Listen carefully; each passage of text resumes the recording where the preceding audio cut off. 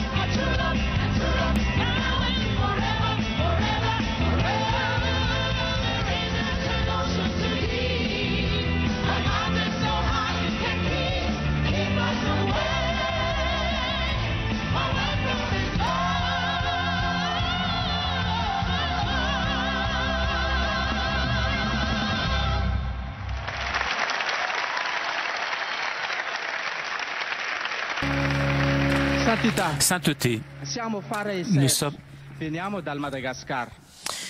sommes Farah et Serge, nous venons de Madagascar. Nous nous sommes connus à Florence où nous étions étudiants, moi comme ingénieur et elle en économie. Nous sommes fiancés depuis 4 ans et juste diplômés, nous songeons à retourner dans notre pays pour contribuer au développement de notre peuple à travers notre métier, notre engagement professionnel. Les modèles familiaux qui dominent en Occident ne nous convainquent pas, mais nous sommes conscients qu'il y a aussi de nombreuses traditions de notre Afrique qui doivent être dépassées. Nous nous sentons faits l'un pour l'autre et pour cela nous voulons nous marier et construire notre avenir ensemble. Nous voulons que tous les aspects de notre vie soient orientés par les valeurs de l'Évangile. Mais au sujet du mariage, Saint-Père, il y a un mot qui, plus que tous les autres, nous attire et en même temps qui nous fait peur: pour toujours.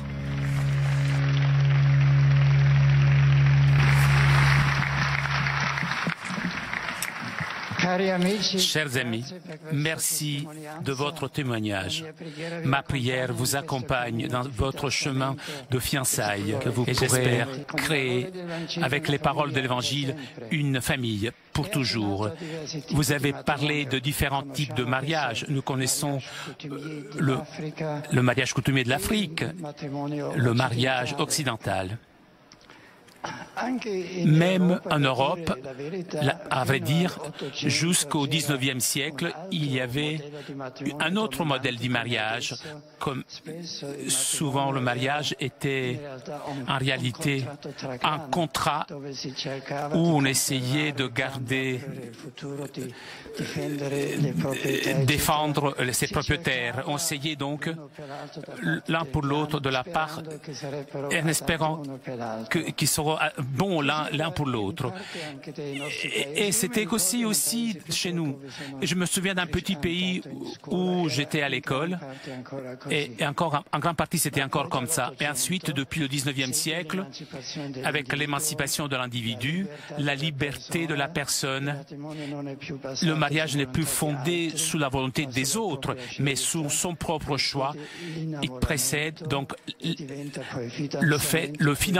fiançailles, et ensuite devient mariage. À cette époque, nous tous nous étions persuadés que c'était le bon modèle, le seul, l'unique, et que l'amour en soi-même pouvait garantir le toujours, puisque l'amour est absolu, il vaut tout, et donc aussi la totalité du temps, pour toujours. Malheureusement, la réalité n'est pas comme ça. On voit le moment où on tombe amoureux, est beau, mais peut-être pas pour toujours. Et le sentiment ne demeure pas pour toujours. Et donc, l'on voit que le passage de la façon où on tombe amoureux et le mariage exige différentes décisions, des expériences antérieures. Et donc, comme je dis, c'est beau ce sentiment de l'amour, mais doit être purifié, doit aller dans un chemin de discernement, c'est-à-dire doit rentrer la raison et la volonté de s'unir, donc un sentiment, raison, volonté. Dans le rite du mariage, l'Église ne dit pas « est-ce que tu es amoureux? Est-ce que tu veux? Est-ce que tu es décidé ?»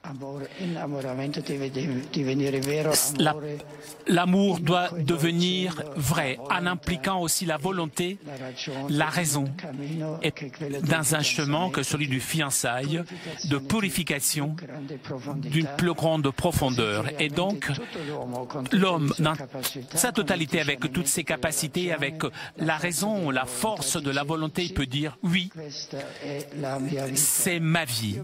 Et je pense souvent aux noces de Cana. Le premier vin est très beau, c'est la partie où on tombe amoureux, mais il ne dure pas jusqu'à la fin. Il y a un deuxième vin, c'est-à-dire doit fermenter, grandir, mûrir.